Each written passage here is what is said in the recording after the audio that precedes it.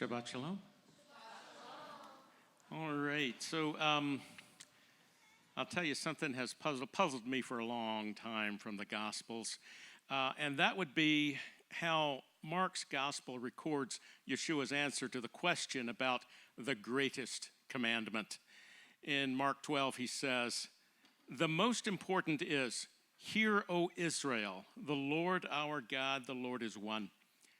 And you shall love the Lord your God with all your heart and with all your soul and with all your mind and with all your strength.'"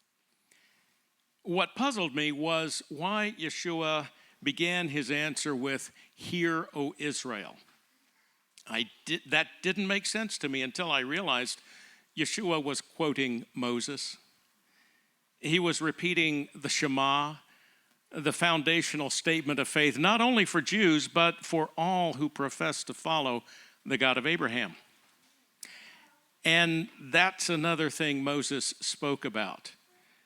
From his teachings, we understand that God's revelation of the Torah wasn't only for the Jewish people, and not only for the assembly of Israel listening to his final speech before they entered the promised land. Now, the Torah is given to everyone from all nations.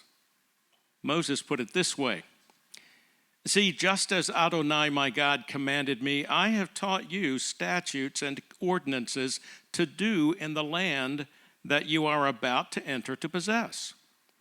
You must keep and do them, for it is your wisdom and understanding in the eyes of the peoples, who will hear all these statutes and say, 'Surely this great nation is a wise and understanding people.'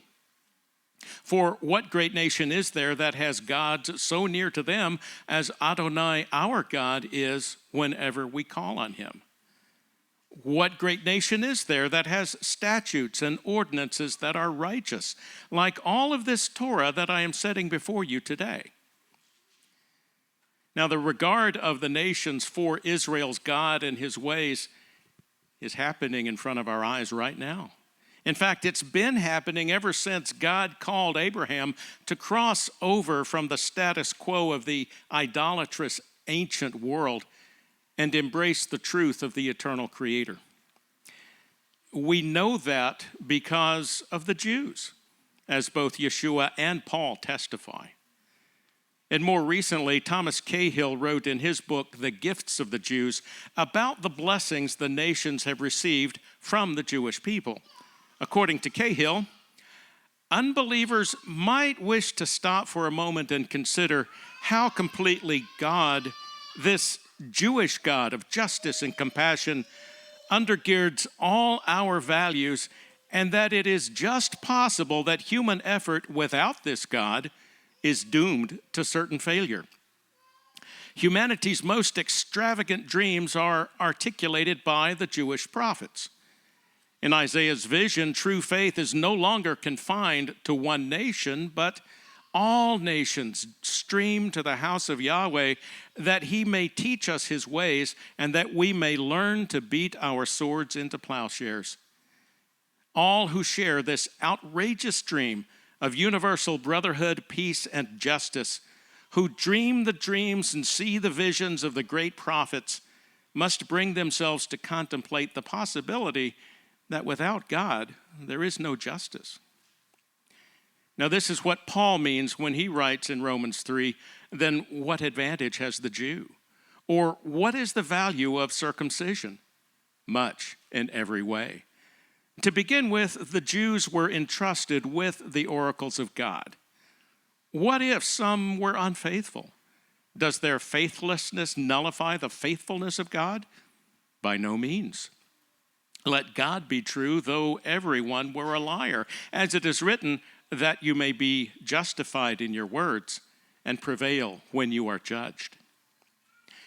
Paul wrote this to Yeshua's Gentile followers in Rome because even back then they began to wonder why they should have anything to do with Jews. After all, most Jews had refused to recognize Yeshua as Messiah, and Judea's secular government under Herod was corrupt and self-serving. And the Judean religious establishment was blind to their own shortcomings. And The emphasis of God's work seemed to have shifted away from Israel to the nations. So that's why Paul reminded the Romans, but if some of the branches were broken off and you, being a wild olive, were grafted in among them and became a partaker of the root of the olive tree with its richness, do not boast against the branches. But if you do boast, it is not you who support the root, but the root supports you. You will say then, branches were broken off so that I might be grafted in. True enough. They were broken off because of unbelief, and you stand by faith. Do not be arrogant, but fear. For if God did not spare the natural branches, neither will he spare you. Notice then the kindness and severity of God. Severity toward those who fell, but God's kindness toward you, if you continue in his kindness. Otherwise, you too will be cut off, and they also, if they do not continue in their unbelief, will be grafted in, for God is able to graft them in again. The more things change, the more they stay the same. God's covenant with Israel is eternal because it depends on him, not on frail human beings, either Jewish or Gentile. That's why he is again choosing Zion and is restoring the land and people of Israel, just as he promised through Moses, the prophets, and Messiah Yeshua. One bit of evidence of this is the fact that a growing number of Yeshua's followers, whether they call themselves Christians or Messianics or Hebraic believers, now join with our Jewish counterparts to say the Shema. This is how the glory of the Lord covers the earth. When all humanity looks beyond our divisions and faults and toward him who will complete his redemption and perfection of Israel and the nations. Thank you all.